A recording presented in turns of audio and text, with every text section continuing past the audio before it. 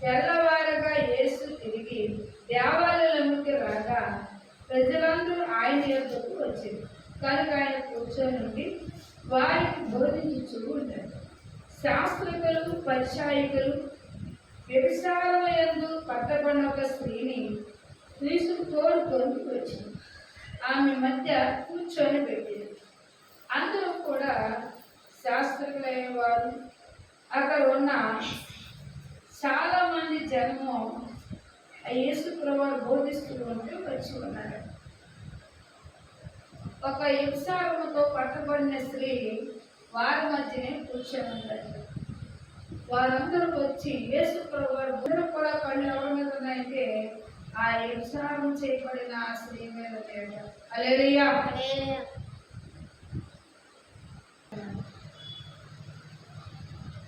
ఏమన్నప్పుడు పాపం చేయలేదని ఎవరు చెప్తారు?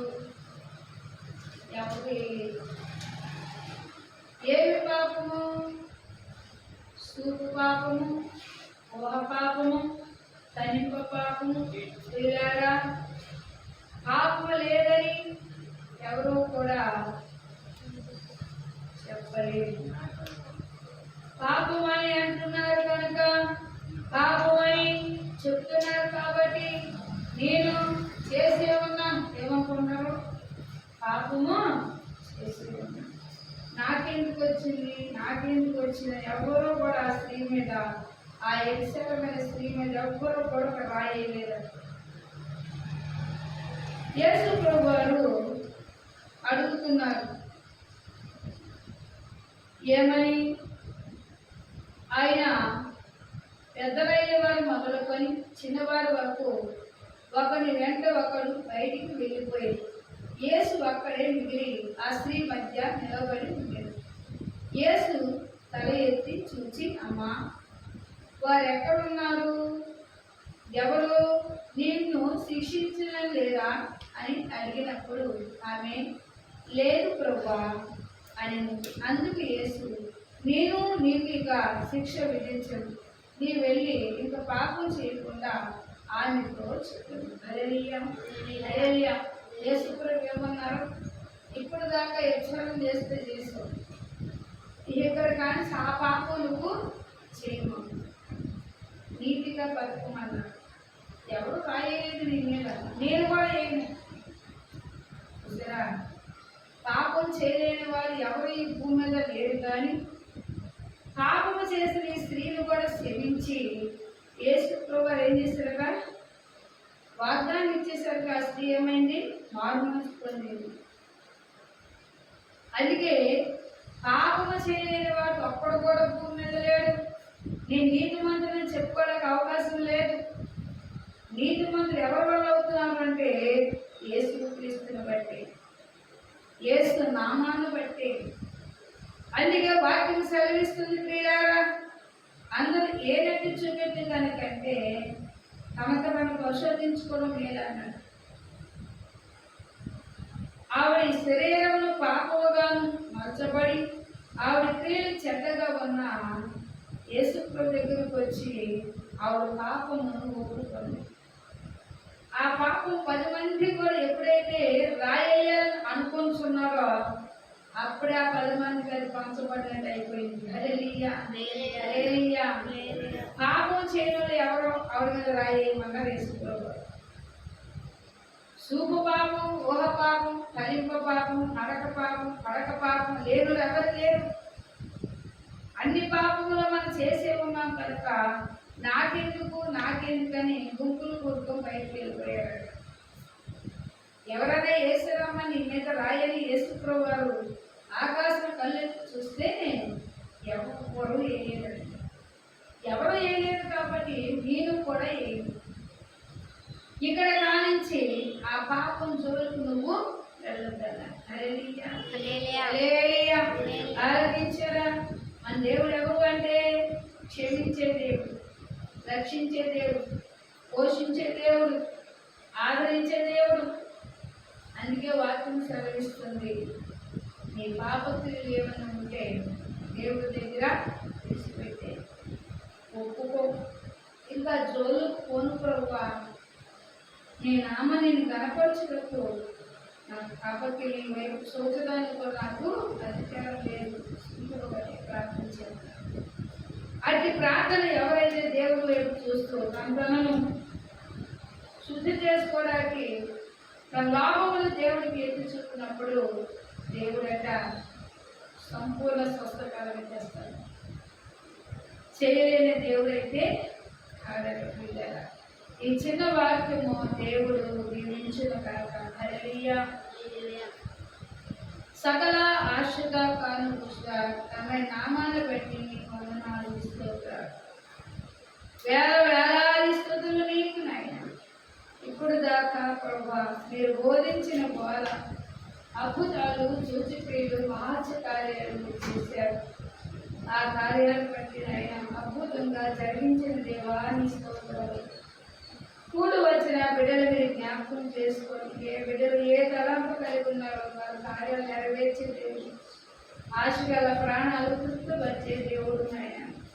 ఎట్టి వ్యాధిగ్రస్తులైన యేసు నామములో స్వస్థతలు కలుగునగాక. జ్వరంతో బాధపడిన పేతురత్తగారు ముట్టి స్వస్థపరిచిన దేవా స్తోత్రములు.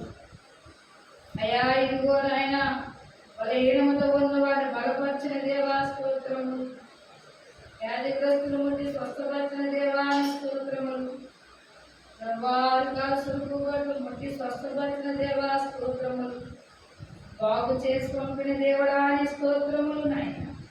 అయా అనేక మంది నాయన జనం వెంబడించినప్పుడు అద్భుతాలు సూచిక్రియలు మహత్య కార్యాలు చేసిన దేవా నీ స్తోత్రములు నాయన. అయా నువ్వు చేయలేని దేవుడు అయితే కాదు, నువ్వు చేయలేని దేవుడు నాయన. ఆశ్చర్యకారుడు నాయన, ఆలోచనకర్తవు నాయన, నిత్యమగుడు తండ్రుకు సమాధానకర్తవు అని పేరు నాయన. ఏ బిడ్డలు ఏ తలంపు కలిగి ఉన్నారో ఆ కార్యాలన్నీ నెరవేర్చండి. కీలవాదములు ముట్టి స్వస్థపరచండి నాయన. ఏదైనా ముట్టండి, నరములు ముట్టండి, మొక్కలు ముట్టండి, పాలను ముట్టండి. ప్రభువా చేయలేని దేవుడు కాదు, నువ్వు డాక్టర్లు పరమ వైద్యుడు నాయన. షుగర్ వ్యాధులు నా తండ్రి విడలేకుండా బాగు చేసిన దేవా స్తోత్రము. అలాగే నా తండ్రి నాయన గర్భం లేని స్త్రీలకు నాయన అన్న ప్రార్థన చేయగా గర్భాన్ని తెరిచిన దేవా, గర్భఫలం ఇచ్చిన దేవుడు నాయన నీకు వందనాలు స్తోత్రాలు. అలాగే గర్భం లేక నీ వైపు చూస్తున్న బిడ్డలను నిందలు తీసివేసి గర్భాన్ని తెరిచి మంచి ఫలం దయచేయండి నాయన. గర్భంతో ఉన్నవారు తల్లి బిడ్డ క్షేమంగా సహాయం దయచేయండి. మంచి ఆరోగ్యం శక్తి బలాన్ని దయచేయండి నాయన. అలాగే నా తండ్రి నాయన అయా ఇది రుణబాధలతో ఉన్నవారు రుణములు కొట్టివేసిన దేవా స్తోత్రములు నాయన. ఏ స్థితి కలిగి బిడ్డలు వచ్చిన స్థితిని మార్చి దేవుడు నాయన. యేసయ్యా బతులాడుచున్నాము నాయన. మోకాళ్ళు నొప్పులు నాయన, మురికిలో నొప్పులు ప్రభా నీకు వందనాలు స్తోత్రాలు.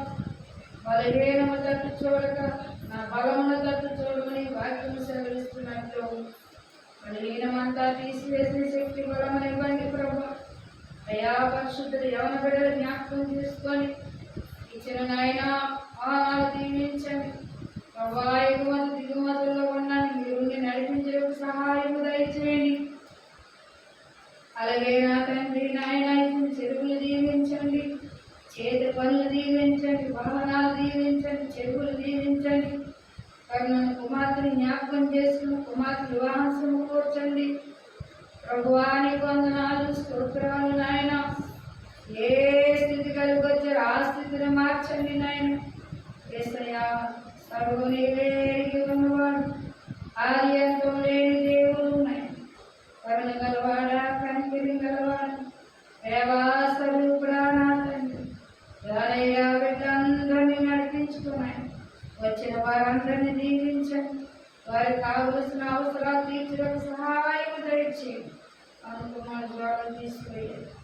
అలాగే ఆయన గురువారి సందస్తులు అందరినీ జ్ఞాపకం చేసుకుని ఏరువద్దలో సంఘ బిడ్డలందరినీ జ్ఞాపకం చేసుకొని ఏ బిడ్డలో ఏ తలంపు కలిగి బాధ దగ్గర మొరపెట్టుచున్నారు వారి కార్యములు జరిగించడానికి సహాయం దయచేయండి. చదువున్న బిడ్డలకు ఉద్యోగాలు సహాయం దయచేయండి. జాబులు ఇచ్చిన వారు నాయన పరమేశ్వరుడు సహాయం దయచేయండి నాయన. నువ్వు ఆశ్చర్యకారు, ఆలోచనకర్త, నీ చిన్నగుడు తండ్రి, సమాధానకర్త అని పేరు నాయన. అలాగే నా తండ్రి నాయన, అయ్యా ఇంకో ప్రవశకుడు ప్రాంతం ఘనంగా ధరించండి. 40 పాటల నుండి తోడుగా ఉండండి ప్రభు. మమ్మలను మా బిడ్డలందరినీ చేతులు తప్పుడు మీ ఆశ్రయించి దీవించు. నజరేయుడు యేసు కడిగి వేడుకొనుచున్నాము తండ్రి. ఆమేన్.